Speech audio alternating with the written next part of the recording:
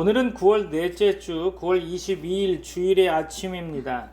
오늘 예배 참여하신 모든 주의 지체들을 축복합니다. 올해 1월부터 시작한 공관복음 강해는 38번째를 맞이하게 되었습니다. 오늘의 본문의 말씀은 누가복음 9장 51절로 56절 말씀입니다. 함께 합독하실 텐데 누가복음 9장 51절로 56절 말씀입니다. 다 같이 합독합니다. 누가복음 9장 51절로 56절입니다. 예수께서 승천하실 기약이 차감해 예루살렘을 향하여 올라가기로 굳게 결심하시고 사자들을 앞서 보내심에 그들이 가서 예수를 위하여 준비하려고 사마리아인의 한 마을에 들어갔더니 예수께서 예루살렘을 향하여 가시기 때문에 그들이 받아들이지 아니하는지라. 제자 야고보와 요한이 이를 보고 이르되 주여 우리가 불을 명하여 하늘로부터 내려 저들을 멸하라 하기를 원하시나이까. 예수께서 돌아보시며 꾸짖으시고 함께 다른 마을로 가시니라. 아멘. 하나님을 알 수 있다는 것은 정말 큰 특권이라고 생각됩니다. 하나님은 그리스도 안에서 가장 분명하게 드러나고 계시죠. 누가복음 9장 말씀을 보면 51절부터 56절까지의 내용을 우리는 주목할 필요가 있습니다. 이 구절을 세번역 성경으로 한번 읽어보겠습니다. 이해를 돕기 위해서 세번역 성경을 보려고 합니다. 예수께서 하늘에 올라가실 날이 다 되었다. 그래서 예수께서는 예루살렘에 가시기로 마음을 굳히시고 심부름꾼들을 앞서 보내셨다. 그들이 길을 떠나서 예수를 모실 준비를 하려고 사마리아 사람의 한 마을에 들어갔다. 그러나 그 마을 사람들은 예수가 예루살렘으로 가시는 도중이므로 예수를 맞아들이지 않았다. 그래서 제자인 야고보와 요한이 이것을 보고 말하였다.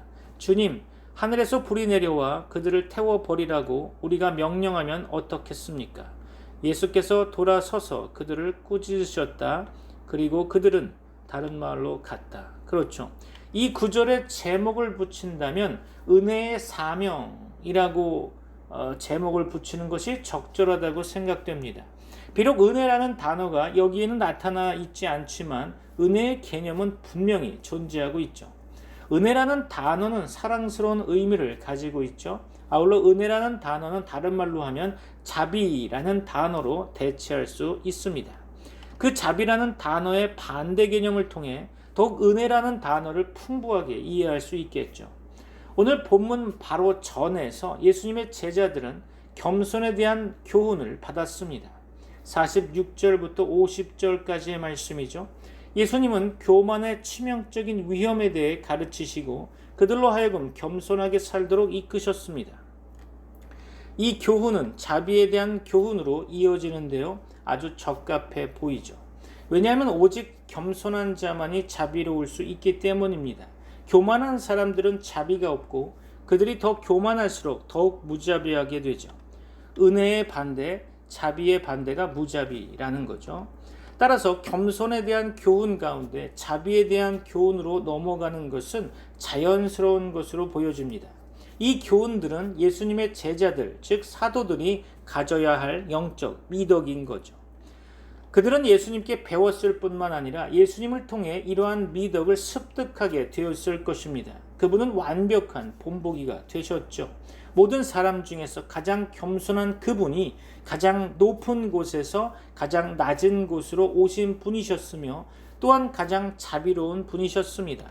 완전한 의로움과 진리를 가지신 그분이 완전한 자비도 가지고 계셨던 거죠. 자비는 성경에서 높이 평가되며 그 가치가 얼마나 높은지 지금 이 시간 여러분들이 이해되기를 원합니다. 잠언 3장 3절을 볼까요? 인자와 진리가 내게서 떠나지 말게 하고 그것을 내 목에 매며 내 마음판에 새기라. 그렇죠. 여기서 인자라고 하는 단어는 자비를 의미하는 한국어 번역이죠. 그러니까 자비는 진리와 동등하게 나열되어 있는 것을 확인할 수 있습니다. 시편 138편 2절 말씀 가운데 내가 주의 성전을 향하여 예배하며 주의 인자하심과 성실하심으로 말미암아 주의 이름에 감사하오리니 이는 주께서 주의 말씀을 주의 모든 이름보다 높게 하셨음이라 라고 말씀하고 있죠. 자비는 진리와 함께 나란히 있습니다. 어떤 면에서는 자비 없는 진리는 매우 위험할 수 있죠. 왜냐하면 그 안에는 인내도 부드러움도 없기 때문입니다. 스가랴 7장 9절 말씀 가운데 보면 진정한 정의를 실행하고 자비를 보이라 라고 말씀하고 있죠. 따라서 우리는 진리와 자비, 정의와 자비가 함께 있음을 알 수 있습니다. 자, 두 번째로 자비는 유익하다는 것입니다. 자비는 유익합니다. 잠언 11장 17절 말씀에 인자한 자는 자기의 영혼을 이롭게 하고 잔인한 자는 자기의 몸을 해롭게 하느니라. 그렇죠. 여기서 인자는 자비를 나타내는 단어죠.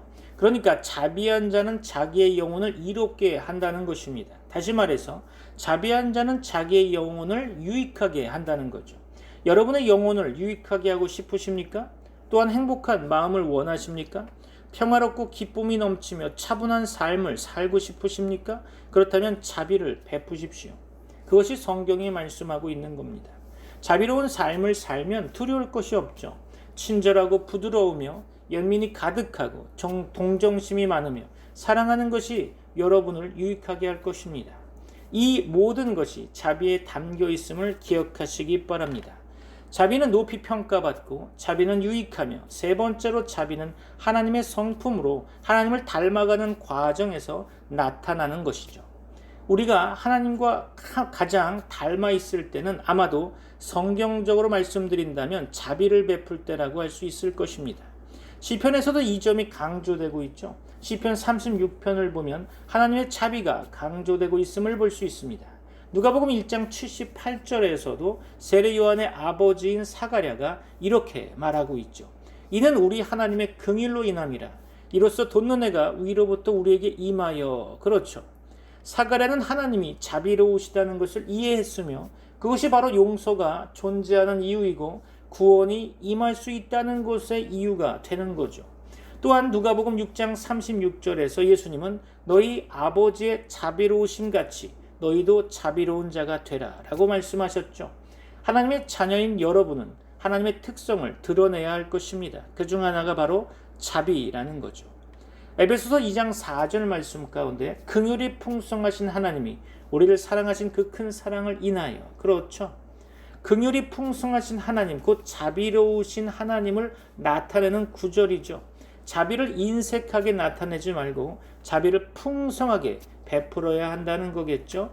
누군가가 당신은 진리에 강하다라고 말해주는 것은 멋진 일이겠지만 똑같이 중요한 것은 당신이 그 진리를 자비로운 마음으로 나타내고 있다라는 말을 덧붙인다면 금상첨화겠죠. 완벽한 진리와 완벽한 정의를 가진 하나님은 완벽한 자비를 가지고 계십니다. 자비는 성경에서 높이 평가되며 실제로도 그렇습니다. 자비는 유익하고 자비는 하나님의 성품이며 네 번째로 자비는 하나님의 명령이라는 거죠. 골로새서 3장 12절 말씀 가운데 그러므로 너희는 하나님의 택하사 거룩하고 사랑받는 자처럼 긍휼과 자비와 겸손과 온유와 오래 참음을 옷 입고 라고 말씀하고 있죠. 이것은 명령어입니다. 자비의 옷을 입으라는 거죠. 우리는 성경을 통해 자비로워야 한다는 명령을 받고 있습니다. 이는 친절하고 겸손하며 온유하고 인내하라는 것을 의미하는 거겠죠. 자비에 대해 생각할 또 다른 점은 자비가 상호적이라는 것입니다. 마태복음 5장 7절 말씀 가운데 긍휼히 여기는 자는 복이 있나니 그들이 긍휼히 여김을 받을 것이며 라고 말씀하고 있죠. 이 부분을 원문 성경을 해석해 보면 이렇게 해석할 수 있습니다.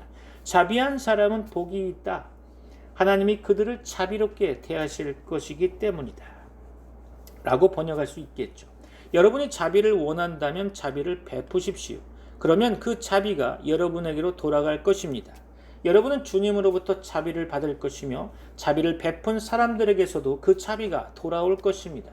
여러분에게 이러한 은혜가 있기를 축원합니다. 자, 그럼 정리해 볼까요?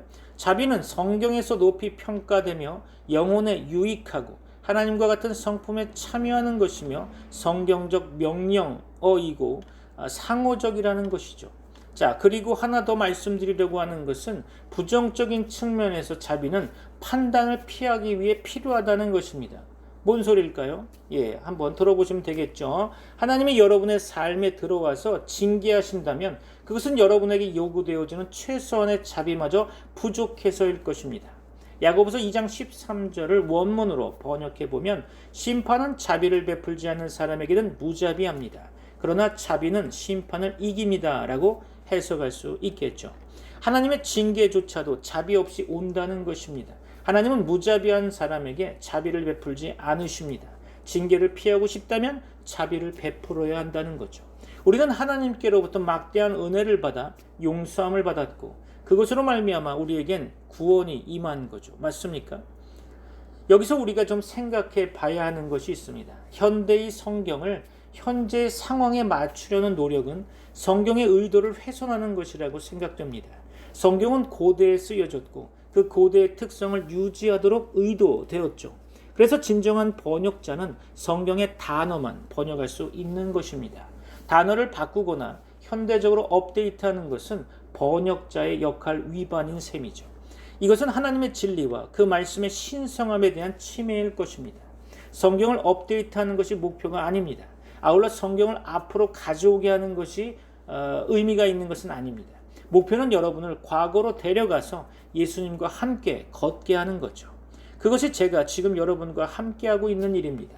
자, 그럼 성경이 제시하고 있는 장면에 함께 참여해 볼까요? 우리는 자비에 대한 3가지 진리를 배울 수 있었을 것입니다. 첫 번째로 자비는 그리스도의 핵심 사명인 거죠. 자비는 그리스도의 중심적 사명이었습니다. 오늘 제시된 본문에서 암시하고 있죠. 누가복음 9장 51절을 보면 예수께서 승천하실 기약의 차감에 예루살렘을 향하여 올라가기로 굳게 결심하시고 라고 되어 있죠. 이 구절은 자비라는 단어를 사용하고 있지는 않지만 자비가 암시되어 있습니다. 명시적이지는 않지만 암시적으로 나타나 있다는 거죠. 성도 여러분, 지금까지 누가복음은 예수님의 오심에 초점을 맞추고 있었습니다. 처음에는 유대 땅으로, 그 다음 갈릴리로 오셔서 1년 이상 그곳에서 사역하시며 메시아로 오셨습니다. 그는 마을과 마을로 다니며 사역하셨죠. 그의 오심은 변화산상에서 절정에 달하게 됩니다. 28절에서 36절까지죠. 그는 변모하시고 베드로, 야고보, 요한이 그를 영원한 하나님의 아들로 보게 되었죠. 그들은 그의 신성과 하나님의 영광의 현현을 보았고 모세와 엘리야도 목격했습니다. 그들은 그의 완전한 계시, 그분의 사역에 대한 목표를 보았을 것입니다. 그러나 그 후에 그 절정이 지나고 37절부터 다시 산을 내려오면서 상황이 변하기 시작되었습니다. 그 시점까지는 그의 오심에 관한 이야기였고 이제부터는 그의 돌아가심에 관한 이야기가 전개되고 있죠. 이제 그는 예루살렘으로 가기 위해 결심한 얼굴을 보이셨습니다. 누가복음의 전체적인 분위기가 극적으로 반전되는 순간이죠. 예수님은 성경 오늘 본문으로 오기까지 메시아로서 자신을 드러내고 있었죠. 모든 사건이 증거가 되었습니다. 그의 기적들은 충분히 그가 메시아임을 드러내고 있었죠. 이제 우리는 그분이 십자가를 향해 나아간다는 것을 알아차리게 됩니다. 그는 십자가를 향해 나아가고 있죠. 그의 완전한 메시아의 계시를 향해 나아가고 있는 것입니다. 이제 그는 자신의 굴욕을 향해 나아가고 있는 거죠. 누가복음 9장 22절 말씀에서 인자가 많은 고난을 받고 장로들과 대제사장들과 서기관들에게 버림받아 죽임을 당하고 제3일에 살아나야 하리라. 그렇죠. 44절 말씀에서는 이 말을 너희 귀에 담아 두라. 인자가 장차 사람들의 손에 넘겨지리라 라고 말씀하셨죠. 이 말씀은 제자들에게 중요한 의미를 지니며 그들이 이해해야 할 진리를 전달하고 있는 것입니다. 그는 고난과 죽음을 향해 나아가고 있으며 이는 그의 사역의 핵심이었던 거죠. 왕관이 있기 전에 십자가가 있어야 합니다. 영광이 있기 전에 고난이 있어야 하는 거죠. 높임이 있기 전에 겸손이 있어야 하는 것이죠. 이것은 정말 중요한 가르침의 시간입니다. 이제 그들은 그가 누구인지 알고 그분의 권능과 신성을 깨달았을 것입니다. 이제 그들은 그의 죽음을 이해해야 하는 시간이 다가온 거죠. 우리는 12제자의 훈련 과정을 보게 되었습니다. 그분이 그들을 겸손의 골짜기로 인도하고 물론 경이로운 영광의 순간도 있었지만 겸손의 시간을 지나면서 그들에게 필요한 모든 것을 가르치셨습니다. 이 훈련은 누가복음 9장 51절에서 19장 27절까지 계속되고 있죠. 이 전체 구간은 예수님이 예루살렘으로 나아가며 12제자를 훈련하는 시간이었습니다. 이 과정에서 그들은 그의 고난과 죽음의 의미를 더욱더 깊이 이해하게 되겠죠. 오늘 본문 누가복음 9장 51절 말씀 가운데 예수께서 승천하실 기약이 차감해라고 언급되어 있는데요. 이는 특정한 날로 보이는데요. 누구에 의해 정해진 날일까요? 바로 하나님이시죠. 가까워진다는 의미는 완전히 이루어짐을 나타내고 있습니다. 이 단어는 하나님의 계획과 관련하여 자주 등장하는 단어죠. 하나님이 무언가를 말씀하시면 그것이 이루어지고 계획하신 것은 반드시 이루어집니다. 이것은 정말로 철저히 완벽하게 이루어지는 것이라고 할 수 있겠죠. 예수님은 신성한 시간표에 따라 사역하신 것입니다. 예수님은 가끔 내 때가 아직 이르지 않았다라고 말씀하시고 또 어떤 때는 내 때가 이르렀다라고 말씀하시죠. 그는 인간의 일정이나 시간표가 아니라 하나님의 시간표에 따라 움직이신 것입니다. 본문에 언급된 승천이란 무엇을 의미하는 것일까요? 51절에서 언급된 승천이란 단어는 성경 여기서만 사용되고 있습니다. 특별한 단어라는 거죠. 이것은 높이다, 취하다라는 의미인데요. 어떤 사람들은 이것이 십자가를 의미한다고 생각하기도 합니다. 왜냐하면 요한복음 3장 말씀 가운데 광야에서 뱀이 높이 들린 것처럼 인자도 높이 들리리라 라고 말씀하고 있고요. 요한복음 12장 32절 가운데 내가 높이 들리면 모든 사람을 내게로 이끌리라 라고 말씀하셨죠. 그분은 십자가를 생각하고 있었을까요? 그것이 그의 마음속에 있는 것일까요? 번역자들은 승천이란 단어를 사용할 때 다른 것을 염두에 두었을 것입니다. 본문 앞에 있는 31절로 돌아가면 변화산에서 모세와 엘리야가 영광 가운데 나타나서 예수님과 대화할 때 그들은 그의 출발에 대해 이야기하고 있었을 것입니다.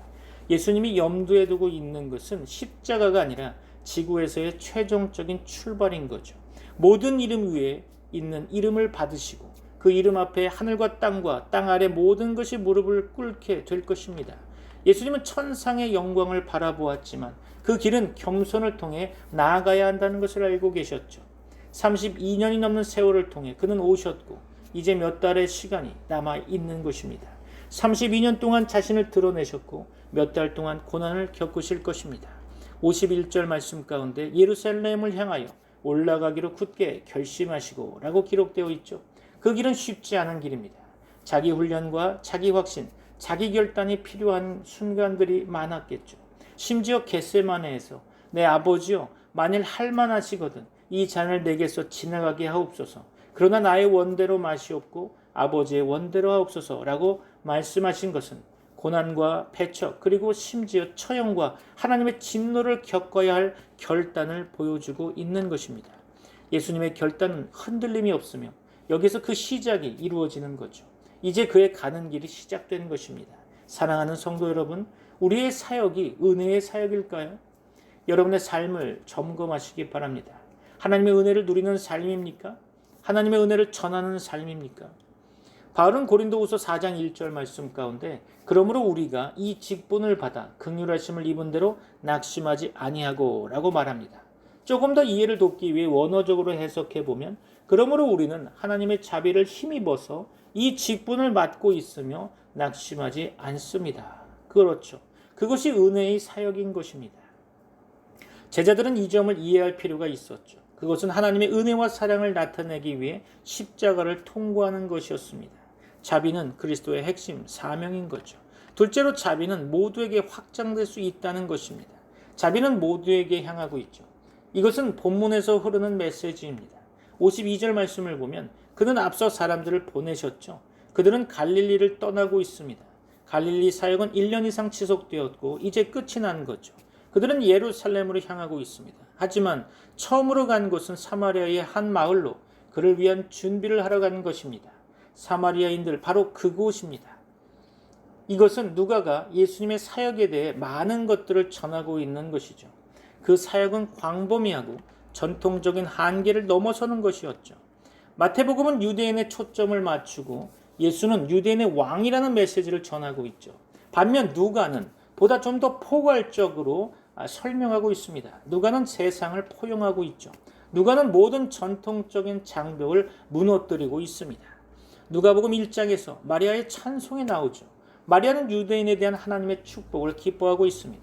그러나 성전에서 아기 예수를 맞이한 시므온은 이방인들의 구원을 찬양합니다. 따라서 이 복음서 초반부에서 누가는 이 메시아가 유대인과 이방인 모두에게 온 것임을 분명히 말하고 있는 거죠. 예수님은 나사렛 회당에서 구원은 유대인을 위한 것이 아니라 가난한 자와 갇힌 자, 눈먼 자와 억압받는 자를 위한 것이라고 전하셨습니다. 하나님은 구약에서 이방인 과부와 같은 여성에게 가셨고 시리아의 테러리스트인 나만을 구원하셨습니다. 누가는 하나님의 구속적 자비의 광범위함을 강조하고 있는 거죠.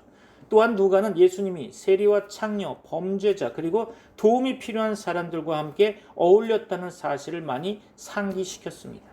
그 누가복음의 저자 누가는 나병 환자, 악마에 시달리는 자, 병든 자, 죽은 자, 여성과 도둑과 같은 사회의 아웃사이더들에게 많은 이야기를 다루고 있죠. 앞으로 나올 장들에서도 볼 수 있듯이 가난한 자, 장애인, 눈먼 자, 심지어 어린이까지도 포함되고 있습니다. 예수님은 당시 종교인들의 모든 고정관념을 깨뜨려 버렸죠. 랍비들은 그런 사람들에게 신경 쓰지 않았지만 예수님은 모든 연령과 성별, 인종의 낮은 지위의 사람들을 돌보며 모두에게 신성한 자비를 베푸셨습니다. 은혜의 사명을 감당하신 거죠. 그렇기 때문에 그분은 그의 12 제자들에게 이 광범위한 선포를 훈련시켜야 했습니다. 유대인들은 일반적으로 갈릴리에서 유다, 예루살렘으로 가는 길에 사마리아를 지나지 않기 위해 요단강을 2번 건너며 우회하곤 했죠. 사마리아는 더럽고 부정한 장소로 여겨졌기 때문입니다. 이러한 배경 속에서 예수님은 제자들에게 모든 사람에게 자비를 베푸는 방법을 가르쳐야만 했죠. 그들은 사회의 경계를 넘어 사랑과 자비를 전파할 준비가 되어야 했습니다. 역사적으로 일부 유대인들이 사마리아를 지나갔다는 기록이 있지만 그들은 위험을 감수하며 가고 사마리아인들의 손에서 음식을 먹지 않기 위해 자신들의 음식을 챙겨갔습니다.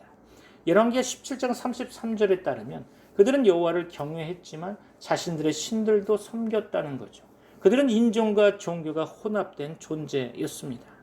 그들은 그리심산이라는 곳에서 자신들만의 예배를 드렸지만 AD 128년 요한 힐카누스라는 사람에 의해 그들의 성전이 파괴되었기 때문에 성전은 없어졌습니다. 그럼에도 불구하고 그들은 진리 없이 영혼만 가득한 종교를 가지고 있었고 더럽고 멸시받는 혼혈 종족으로 여겨져 왔던 거죠. 그러나 예수님은 사마리아 여인에게 자신의 메시아임을 처음으로 드러내셨죠. 요한복음 4장의 우물가의 여인을 기억하십니까? 예수님은 또한 사마리아인을 그분의 가장 훌륭한 비유 중 하나의 주인공으로도 삼으셨습니다. 그 이야기가 바로 선한 사마리아인의 비유죠. 유대 지도자들에게 반박의 의미를 지니고 있었습니다. 그래서 복음이 사마리아로 가게 됨을 암시하는 듯했죠. 사도행전 1장 8절 말씀 가운데 예루살렘과 유대와 사마리아로 가라고 말씀하신 거죠. 이는 예수님의 사역이 단순히 유대인에게 국한되지 않고 모든 인류를 향한 은혜의 사역임을 보여주고 있는 것입니다. 주 예수님은 자비의 경계를 확장하는 데 전혀 문제가 없으셨죠. 그래서 오늘 본문에서는 앞서 사람들을 보내셨던 것입니다. 그분은 최소 13명의 사람들을 준비시켜야 했고 만약 10장 1절에서 세운 70명의 제자들 중 일부가 함께 있었다고 한다면 그 수는 더 많았을 것으로 예상되죠. 총수가 얼마인지는 알 수 없지만 적어도 12명의 사도와 예수님이 함께 있었던 것은 확실합니다. 그들은 머물 곳이 필요했죠. 그래서 사자들을 먼저 보내서 마을에서 그들을 위한 준비를 하게 했던 거죠. 여기서 다시 한번 예수님의 자비가 암시되고 있는 거죠. 그는 사람들이 가지 않는 곳으로 가라고 하신 것입니다. 여러분의 작은 그룹에서 사람들에게 자비를 베푸는 것은 쉽겠죠. 편안한 사람들에게 자비를 베푸는 것은 어렵지 않아 보입니다. 진리는 중요하고 절대적으로 중요하죠. 그러나 진리와 함께 자비도 따라오는 거죠. 예수님은 살아있는 진리였지만 동시에 살아있는 자비이기도 했습니다. 그는 반혈통자들, 사회에서 버림받은 자들, 왜곡된 성경을 가진 자들, 하나님을 잘못 대변한 자들, 우상을 섬기는 자들에게 가셨습니다. 그는 가장 사회적으로 경멸받는 집단에게 가서 그들에게 자비를 베푸신 거죠. 자비는 그의 사역의 핵심이며 그 사역의 범위인 것입니다. 세 번째이자 마지막 포인트는 자비는 무지한 자들을 향해 확장될 수 있다는 것입니다. 자비는 무지한 자들에게도 향해 있는 거죠. 53절에서 그들은 그를 영접하지 않았죠. 안타까운 일입니다. 마을 사람들은 우리는 당신을 원하지 않는다. 이 마을에 오지 마라 라고 말했던 것입니다. 사도들이 누구였던지 간에 사자들이 갔을 때 우리가 마을에 오는 그룹이 있고 이 그룹에 대해 알려드릴 필요가 있다고 말했을 것입니다. 우리 중 12명은 전도자지만 한 명은 하나님이시다. 우리는 하나님을 마을로 데려오고 있으니 준비를 해달라라고 요청했을 것입니다. 그러나 분명히 사마리아인들은 예수님에 대해 아무것도 몰랐을까요? 사도들이 그들에게 무엇을 이야기했든지 간에 그들은 감명을 받지 않았다는 것입니다. 그래서 그들은 그 예수님을 거부하게 된 거죠. 그들은 그분을 영접하지 않았고 의도적으로 그를 거부했던 것입니다. 아니, 당신은 우리 마을에 올 수 없습니다. 우리는 당신을 위해 준비하지 않을 것입니다. 물론 이것은 그들이 유대인들을 대하는 전형적인 방식입니다. 유대인들은 사마리아인들에게 환대를 기대하지 않았겠죠. 길가에 잠을 자고 자신의 음식을 가져가는 것이 일반적이었습니다. 마을에서 환대받는 것은 보기 드문 일이겠죠. 제자들은 왜 그는 이런 요청을 하는 걸까? 그들이 뭐라고 대답할지 우리는 알고 있다라고 혼란스러웠을 것입니다. 사마리아인들이 유대인들을 대접한다는 거 어렵습니다. 그렇죠? 그리고 그들이 그렇게 말했을 때 특히 야고보와 요한은 화가 난 듯 말하고 있죠. 그래서 54절에서 그들은 이렇게 반응합니다. 제자 야고보와 요한이 이를 보고 이르되 주여 우리가 불을 명하여 하늘로부터 내려 저들을 멸하라 하기를 원하시나이까? 하지만 그들의 반응을 보기 전에 53절로 돌아가면 그들이 왜 그를 영접하지 않았는지 알 수 있습니다. 그들은 예수님의 신학을 싫어했기 때문일까요? 종교적인 문제가 있었기 때문일까요? 아니요. 그렇지 않을 것입니다. 그들이 그를 영접하지 않은 이유는 그가 예루살렘을 향해 가고 있었기 때문이라고 성경은 넌지시 말씀하고 있죠. 그들은 그가 자신들이 경멸하는 성전에서 예배하기 위해 가는 것을 싫어했습니다. 그들은 매우 질투심이 강했죠. 앞서 말했듯이 그들의 성전은 128년 요한 힐카누스에 의해 파괴되었고 다시 세워지지 않았습니다. 그래서 그들은 소박하고 비숙련된 야외 예배만 하고 있었죠. 예루살렘에는 웅장한 헤로디안 성전이 있었습니다. 이것은 그들에게 갈등의 원인이자 질투의 대상이었죠. 그들은 적대적인 진영의 사람들이 그곳으로 가는 것을 용납할 수 없었을 것입니다. 오랜 징후가 존재했고 그들의 시설이 파괴되면서 더욱 심화되었을 것입니다. 옛 감정은 깊고 지속적이었죠. 그들은 우리는 당신이 우리의 길을 쉽게 가도록 도와주지 않을 것이다 라고 말했을 것입니다. 그래서 이는 신학적인 문제가 아니라 인종적이고 종교적인 질투에서 비롯된 것이라고 볼 수 있겠죠. 54절에서 제자들인 야고보와 요한이 이를 보고 주여 우리가 하늘에서 불이 내려와 그들을 소멸하게 할까요? 라고 말했죠. 한편으로는 이해할 만하다. 그들은 주님을 사랑하고 산에서 그의 영광을 보았다라고 말할 수 있을 것입니다. 그들의 의로운 분노에는 약간의 고상함이 있었죠. 이 두 사람은 보아너게, 즉 우레의 아들로 불리며 마가복음 3장 17절에 언급되어 있는데요. 그들은 격렬한 성격을 가지고 있던 사람들이었죠. 너무 화가 나서 폭발한 것 같습니다. 아마도 피곤하고 배고프며 쉴 필요가 있었던 그들이 주님이 모욕당하는 것을 보고 분개했을 것입니다. 그분은 인류의 육신으로 오신 우주의 하나님이시기 때문에 그들은 이 상황에 대해 분노했겠죠. 그래서 그들은 주여 우리가 하늘에서 불이 내려와 그들을 소멸하게 할까요? 라고 말했을 것입니다. 그들이 그렇게 할 수 있다고 생각한 이유는 뭘까요? 그들은 그런 일을 해본 적이 없었죠. 그들은 몇몇 사람을 치유하고 아마도 죽은 자를 살리거나 악귀를 쫓아낸 적은 있지만 하늘에서 불을 내리게 하는 것은 성경에 나와 있지 않습니다. 그들은 도대체 무슨 생각을 하고 이렇게 말했을까요? 그들이 생각했던 것은 아마도 일부 번역에서만 볼 수 있듯이 엘리야가 그랬던 것처럼 하늘에서 불이 내려와 그들을 소멸하게 할까요? 라는 것이었죠. 55절 말씀에서 예수께서 돌아보시며 꾸짖으시고라고 기록되어 있습니다. 그분은 그 제자들을 꾸짖으셨죠. 일부 고대 원본에는 이 구절이 포함되기도 했지만 포함되지 않은 것도 있습니다. 그러나 여기서 나타나는 내용은 분명히 진실하며 비슷한 내용은 누가복음 19장 10절에서도 확인할 수 있을 것입니다. 어쨌든 본문에서 나타나는 대로 받아들이고자 합니다. 이 말씀은 그들에게 자신을 돌아보라는 경고를 한 거죠. 그런 태도로 사역을 할 수는 없겠죠. 기분이 나쁘다고 사람들을 저주하면서 사역을 할 수 있을까요? 가끔은 사역자들의 간증 속에서 자신을 괴롭히는 사람들이 저주받아서 사고나고 죽었다고 간증하는 것을 보고 놀란 적이 있습니다. 이것은 예수님이 제자들을 꾸짖으신 이 상황과 다를 바가 없겠죠. 예수님께 혼날 발언입니다. 회개하든지 죽든지라는 식의 메시지는 기독교 신앙이 아닙니다. 물론 다른 종교단체들, 과격단체들은 그렇게 할 수 있겠죠.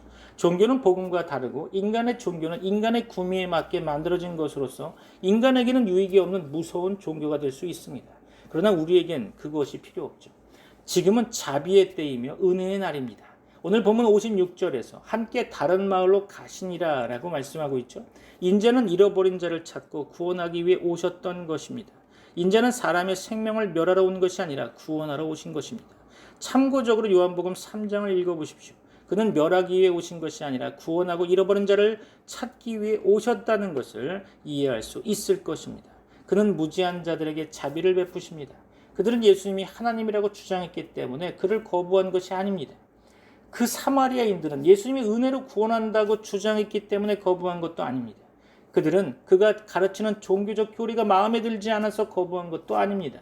그들은 그가 유대인이며 성전으로 가고 있기 때문에 그를 거부했던 것입니다. 즉 그들은 그가 누구인지조차 이해하지 못했을 것입니다. 항상 진리에 대해 무지하지만 깊이 종교적 신념을 가진 사람들에게 자비가 확장되고 있는 거죠. 이것은 예수님의 사역의 핵심 중 하나이며 그분은 그러한 이들에게도 자비를 베푸시기를 원하십니다.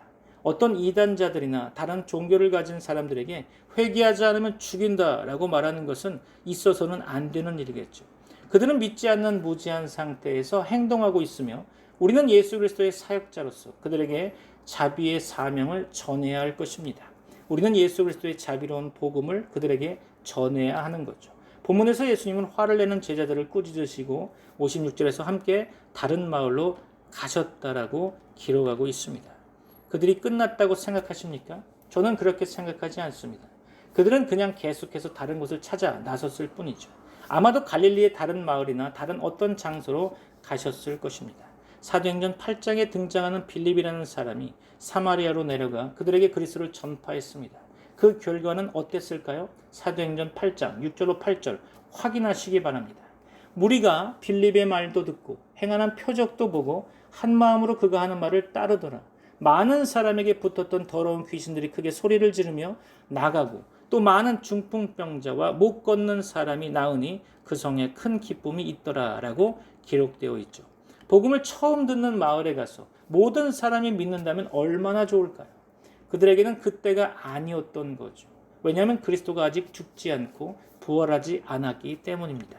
나중에 복음이 다시 들어갔고 아마도 야고보와 요한이 소각하고 싶어 했던 사람들 중 일부가 회심했을 수도 있겠죠. 이것이 바로 은혜의 사명인 것입니다. 우리는 예수 그리스도 안에서 하나님의 자비의 메시지를 우리의 경계를 넘어 우리의 편안한 지역을 넘어 우리의 종교적 영역을 넘어 전하는 것입니다. 우리는 그들에게 연민과 동정심, 부드러운 마음과 인내로 메시지를 듣고 믿을 수 있도록 해야 할 것입니다. 죄를 용인한다는 뜻은 아니죠. 우리는 우리의 메시지로 죄에 맞서야 하는 것입니다. 그렇죠? 예수님은 자비로우셨지만 죄에 대해서는 단호하셨습니다. 그분은 동시에 죄인들에게 인내하고 자비를 베푸셨죠. 우리는 자비의 사명을 가지고 있습니다. 교회가 역사적으로 자비에서 진리 판단으로 옮겨간 경우 예수 그리스도의 이름에 큰 수치를 안겼던 적이 있었죠. 역사를 되돌아보면 종교 재판이나 로마 가톨릭 교회에서 기준에 미치지 못한 사람들을 처형한 일들, 교회의 권위에 불순종하거나 이단으로 간주된 사람들에 대한 처형이 있었죠. 또한 십자군 전쟁은 예수 그리스도의 이름에 큰 오점을 남겼습니다. 십자군 전사들이 예수 그리스도의 이름으로 유럽을 돌아다니며 사람들을 학살했기 때문이죠.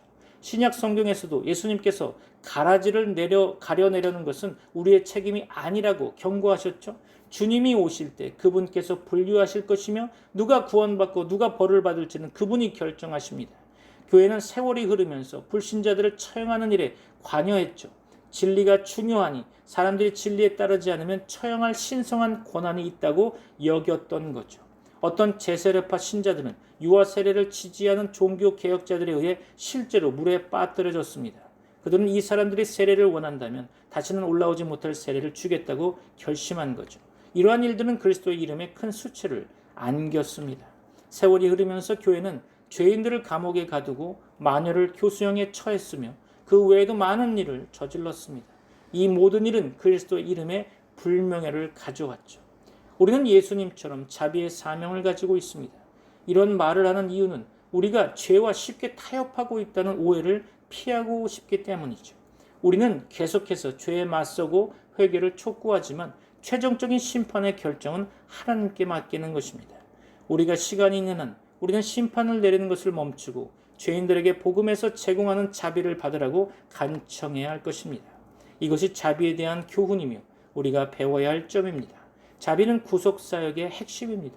자비는 인종과 신분, 성별과 나이에 상관없이 모두에게 확장되어야 하는 것이죠. 그리고 자비는 믿지 않는 사람들에게 인내심을 가지고 제공되어야 하는 것입니다. 참고로 미가서 7장 18절에는 하나님은 자비를 기뻐하신다고 적혀 있죠. 만약 당신이 자비로운 크리스천이라면 당신은 하나님을 기뻐하실 것입니다. 여러분에게 하나님의 은혜와 복이 가득 넘치기를 축원하며 오늘 이 말씀이 여러분의 삶에 깨달아지며 여러분의 삶을 변화시키는 놀라운 일들이 일어나기를 주 예수 그리스도 이름으로 축원합니다. 기도하겠습니다. 이제는 우리 주 예수 그리스도의 은혜와 하나님의 사랑과 성령님의 교통하심이 트리니티 미라클 교회 모든 권속들과 세계 교회 위에 이제부터 영원까지 함께 있을지어다. 아멘.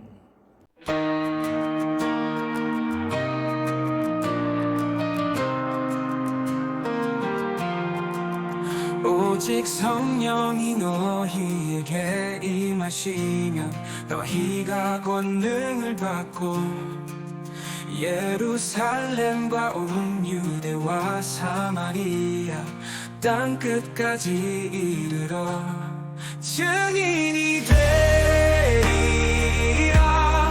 주님의 증인 세상 모든 곳에서 주의 이름 전하리. 증인이 되리라. 주님의 사랑 온 땅에 퍼지리. 주님의 복음이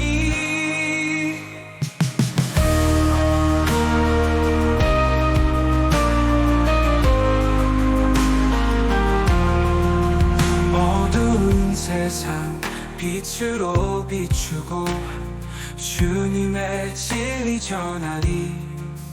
두려움 없이 주님의 말씀을 온 세상에 외치리. 증인이 되리라.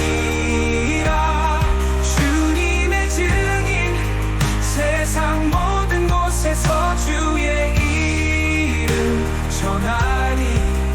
증인이 되리라. 주님의 사랑 온 땅에 퍼지리. 주님의 복음이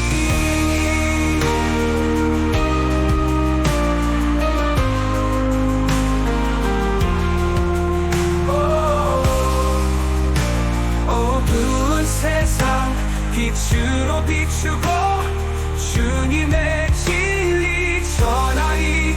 두려움 없이 주님의 말씀을 온 세상에 외치리. 성령의 능력으로 우리를 채우사 주님의